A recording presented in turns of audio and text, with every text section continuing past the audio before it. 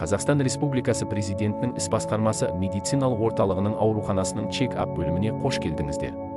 Чек-ап емханалық қызметінің құрамдас бөліктерінің бірі.